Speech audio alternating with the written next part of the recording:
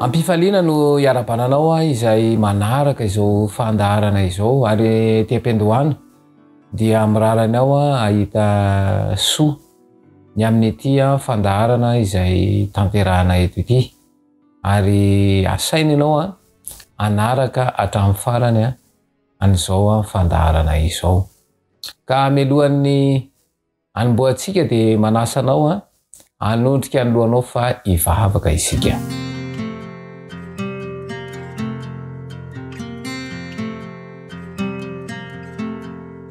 Rainay izay any an-danitro, ianao lay ray nahary ny lanitra sy ny tany, tombotombo mpanjakany mpanjaka mahefany zavatra rehetra, atolotray ho anao rery ihany ny dery sy ny laza ary ny voninahitra mandrakizay.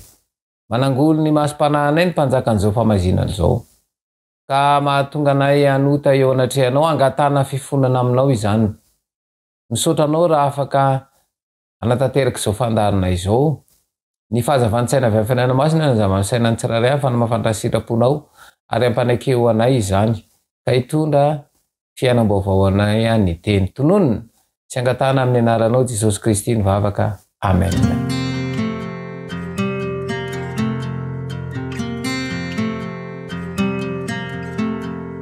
Ambety teniny maro ny fahatsapana, fijaliana, fahoriana eto amin'izao fiainana izao. Ary ireny hoe fahoriana, fijaliana, olana saribahana, ny trosa, very fanantenana, tsy mahita fahafaham-po, ny fahantrana, ny aretina tsy mety sitrana ary indrindrandrindra ny zavatra rehetra dia mihafara amin'ny fahafatesana. Izany no mitana ny sainy rehetra ary mahatonga azy ireo tsy hahita fahafaham-po ary mianga avy amin'ny fahatsapahana io no fikatsahana vahaolana izay eto amin'ity tontolo ity ihany no vahaolana.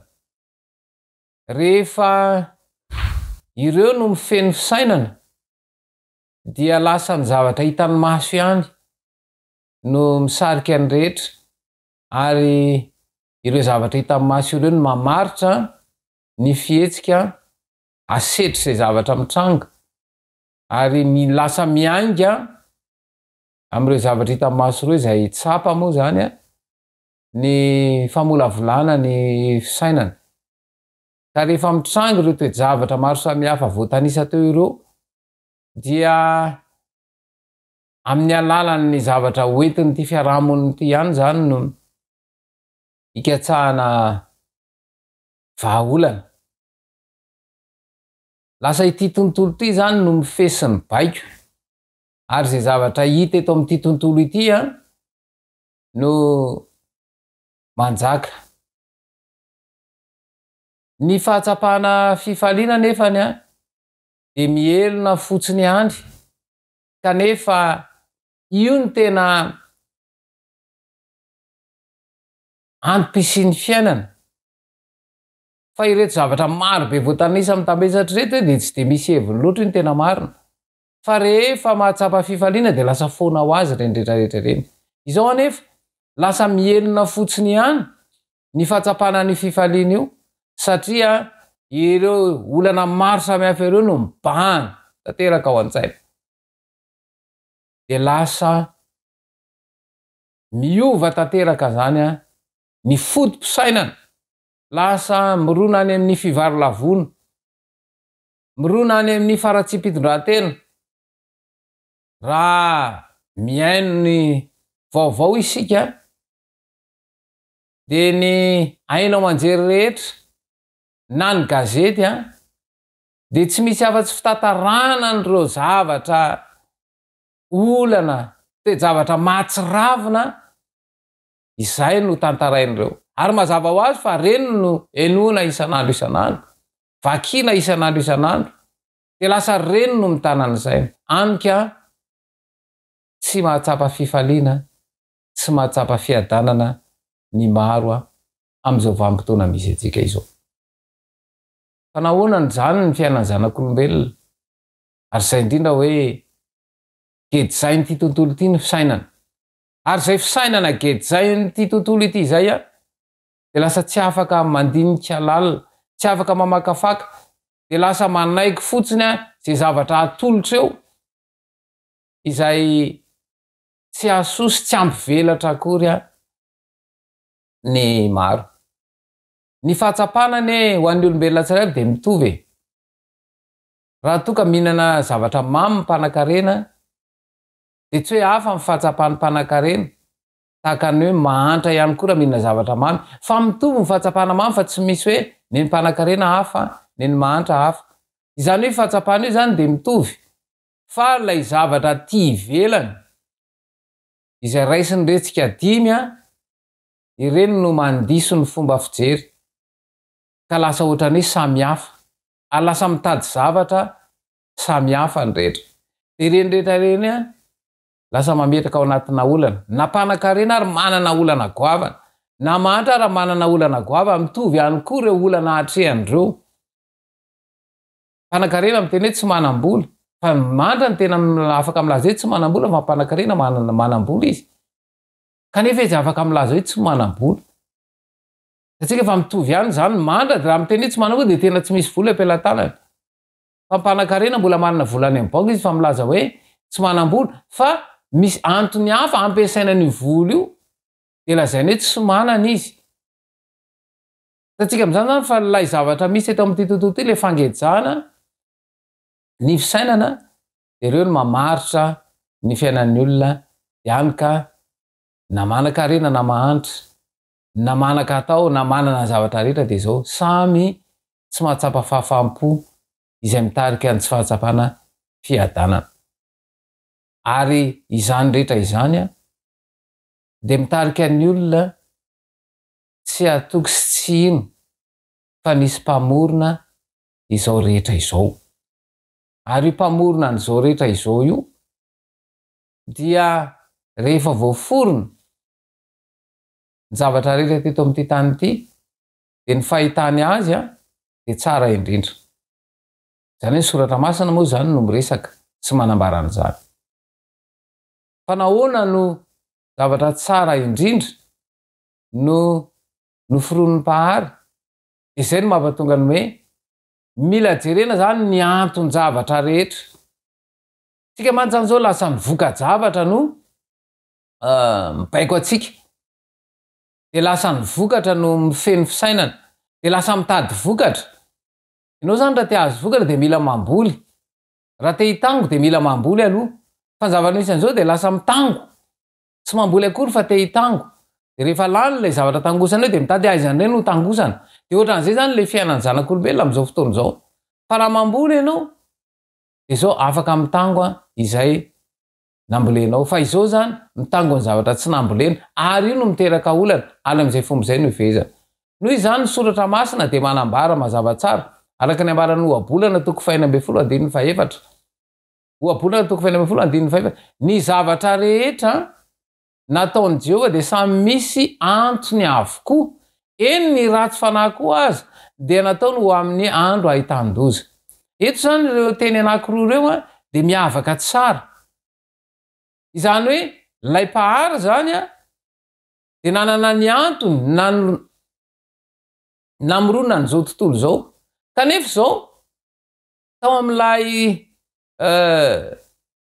famoronana tsara tare zay nataony zany nisy an'ity ratsy ity ary io ratsy io no niteraka an'izao rehetra zao zany hoe ny tsara zany a de avy amin'ny pahary fa ny zavatra ratsy kosa de avy amin'ity fanahy ratsy ity a de io moa zany a satana na de volo no ilazana azy zany hoe misy ery anankiroa zany zao de ifeny saina na ny herin'ny tsara de iny zany fanahy masina no mifeany iny na ny herin'ny ratsy a de ny fanahy ratsy reo hery anankiroa reo zany a dia mifeny saina fa izao lay fanahy ratsy miezaka ary manao ny fomba rehetra ifehezana ny saina io ary ny teny ifehezany azy any de ny zavatra raisina avy aty ivelany a amin'ny retsika dimy zany de ny zavatra zay jeren'ny maso a ny feo a izay enony sofina ny fofona ambolon'ny orona ny tsiro ny tsapalely ary ny fikasiana tsapaniotra zay avaty ivelany zany zay. Fa lay fanahany Kristy kosa de izao miasa ao anaty izy io, ary izy no miditra mivantana zay tsy fehezin'olombelona. Ary satria rehefa noforoana ny olombelona dia naperaka ao amin'ny sain'ny olombelona ny fahafahan'ny pahary avy amin'ny alalan'ny fanahymasina mibaiko ny olombelona. Ka eto zany lay fanahy ratsy dia avaty ivelany avy amin'ny alalan'ireo zavatra raisin'iretsika ty.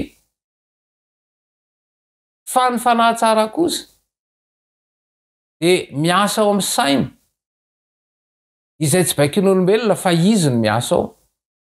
Ka eto zany raha to zany ka baiko ny zavatra avaty ivelany zay voafetra fotsiny ihany, fa tsy lay ao anaty zay tsy azo eritreretina, tsy azo saintsainina, lay zavatra tsy hitany maso, de afaka ivelatra. Ka mahatonga ny olombelona zany izay tafatoetra ao anatin'ny olana io de satria izy mitoko fotsiny amin'ny zavatra ivelany. Satria ny zavatra ivelany mantsy mandrivotra sy manintona. Ary zay mihitsy lay famitahana ataon'ity tontolo ity. Misarika an'izay manintona avaty ivelany ity. Ka io lay fanahy ratsy io zany izay miezaka amin'ny fisaina de lay filahana mihitsy no ifehezan'ny olona. Raha miresaka mantsy an'io filahana io de ny tena mampimenimena ny maro, indrindra amin'izao vanim-potoana misy atsika izao, de samy mijaly ny amin'ny hoe inona no tafina, inona no hoanina, inona no sotroina. Alasa reo aloha zany loha lahary na reo ny tena lahara-pahamehana amin'izao fotoana izao. Kanefa ny fahazahoanan'ireo de sarotra. Ny soratra masina de mazava ary miresaka an'izay. De ao amin'ny Matio toko fahaenina, ao Matio toko fahaenina manomboka eo amin'ny 9:30 sy 4:30 de tena miresaka mazava an'izay. De zao no voalaza ao amin'ny Matio toko fahaenina ny 9:30 aloha de zao: de aza manahy ianareo na inona na inona, aza manahy ka manao inona no hoaninay, na inona no sotronay, na inona no tafinay. Reo zany zao no tena mampimenimenina ny olona ary tediavin'ny olona sy katsahan'ny fatratra. Satria apetraka ity fiarahamonina ity, reo zany aloha no tediavina voalohany. Efa manambara aminao raha toka tsy mahazo oksizena ianao de maty ane, tsy misy hevana. Kanefa zany ny filana voalohany zany. De ny oksizena ny tena maty satria rehefa maty moa ny olona inona ny hevana. Fa lasa reto zany de hoe inona no tafinay, inona no hoaninay. Iza ny tena mikatsaka an'izany de toizan'ilay teny hoe fa izany rehetra izany de katsahany jentilisa fatratra, fa fantatry ny rainareo zay any an-danitra fa tokony ho anareo izany rehetra izany. Eto zany lay fanalana ny fisainana amin'ilay pahary, lay namorona an'izao tontolo zao, de lasa mikatsaka lay vokatra efa hita eto amin'ity tontolo ity. Lay teny hoe fa fantatry ny rainareo zay any an-danitra fa tokony ho anareo rehetra izany. Inona zany no tokony ho katsahana? De miteny ny soratra masina hoe fa katsao aloha ny fanjakany sy ny fahamarinana, de anampy ho anareo izany rehetra izany. Lasa ny fikatsahana ny fahafinaretana, ny zavatra omeny ty tontolo ity no katsahan'ny olombelona izay teraka olana ho azy mandrakariva. Satria araka nambara hoe na manam-bola be ary ny olona de milaza hoe tsy manana. Misy ny sasany efa mihinana ihany fa hoe tsy ampy, de mametraka fomba fisaina zany ahafahany mangeja azy ity tontolo ity. De mbola zao moa nytoy ilay teny hoe ary amin'izany de aza manany amin'ny ampitso ianareo, fa ny ampitso anany azy. Zany hoe raha te hamany olana zany dia tsy misy afa-tsy ny soratra masina irery ary ao no manome taridalana anokatra ny saintsy anokatra ny fanahy ary raha te hitady fiadanana eo amin'i Jesosy irery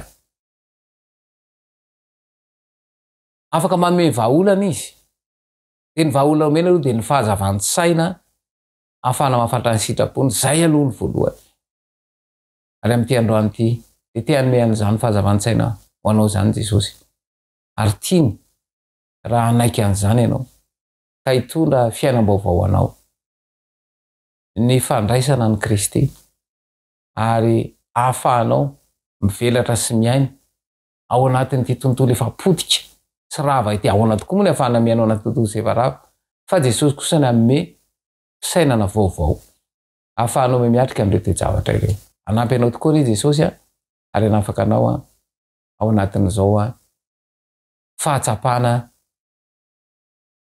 olana maro samihafa izay toa hita hoe tsy mety vaovao ankino ary matokian'i Jesosy fa afaka hanampy anao izy.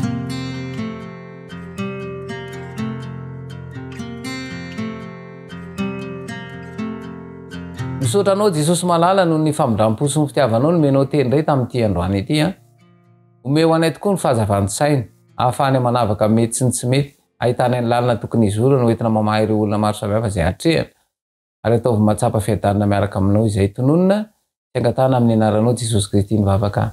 Amen.